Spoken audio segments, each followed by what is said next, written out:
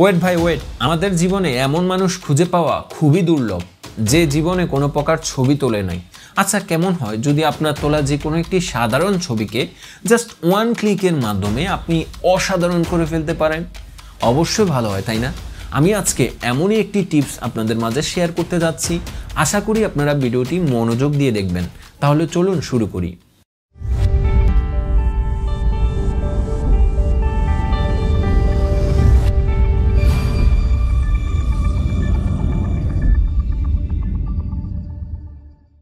কাজটি করতে হলে আপনার ফোনে মাত্র দুটি সফটওয়্যার ইনস্টল রাখতে হবে। এটি জাস্ট একবার ইনস্টল করবেন, সারা জীবন আর কোনো সফটওয়্যার ইনস্টলের প্রয়োজন হবে না। তো এর মধ্যে হয়তো দেখা যাবে যে অনেকেরই যে কোনো একটি সফটওয়্যার ফোনে ইনস্টল রয়েছে।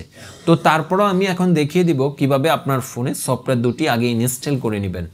প্রথমে আপনারা প্লে স্টোরে চলে যাবেন। প্লে স্টোরে গিয়ে লাইটরুম প্রিসেট লিখে আপনারা সার্চ করবেন। এরপর সেম টু সেম এরকম যে অ্যাপসটি পাবেন সেই অ্যাপসটা আপনারা জাস্ট ইনস্টল করে নেবেন। এরপর আবারও সার্চ বক্সে আপনারা চলে আসবেন, এরপর লাইটরুম লিখে সার্চ করবেন। এরপর সেম টু সেম এরকম যে অ্যাপসটি পাবেন সেটি আপনারা ইনস্টল করে নেবেন। অ্যাপস দুটি ইনস্টল হয়ে গেলে আপনার 50% কাজ আপনি কমপ্লিট করে ফেললেন। এরপর যে কাজটি করতে হবে, প্রথমে আপনারা লাইটরুম অ্যাপসটি ওপেন করে নেবেন। লাইটরুম অ্যাপসটি ওপেন করার পর এরকম আসলে নিচে বাম কর্নার থেকে স্কিপে ক্লিক করুন। এরপর লাইটরুম অ্যাপসে একটা অ্যাকাউন্ট করতে বলবে। নো টেনশন, আপনার অ্যাকাউন্ট করতে কিন্তু অত বেশি কষ্ট না। অনেকের অ্যাকাউন্ট আছে, তো যাদের আছে তাদের তো হয়ে গেল, আর যাদের নেই অ্যাকাউন্ট করা খুবই সহজ।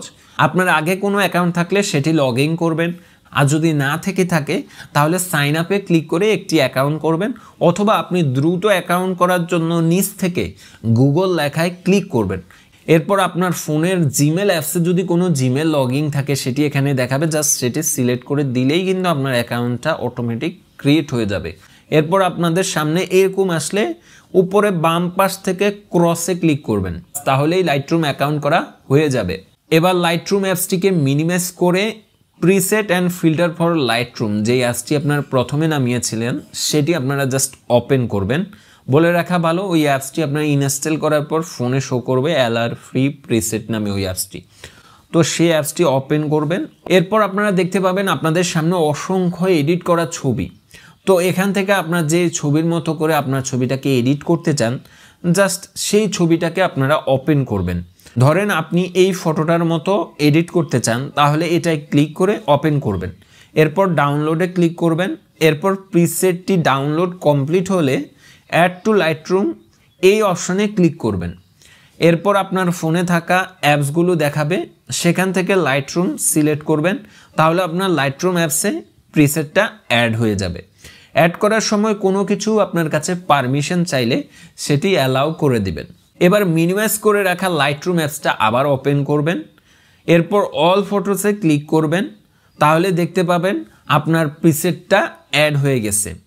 এবার প্লাসে ক্লিক করে আপনি যেই ফটোটা এডিট করতে চান সেটা সিলেক্ট করে এই অ্যাপসে অ্যাড করবেন। আমি কয়েকটি ফটো একসাথে সিলেক্ট করে অ্যাড করে নিচ্ছি।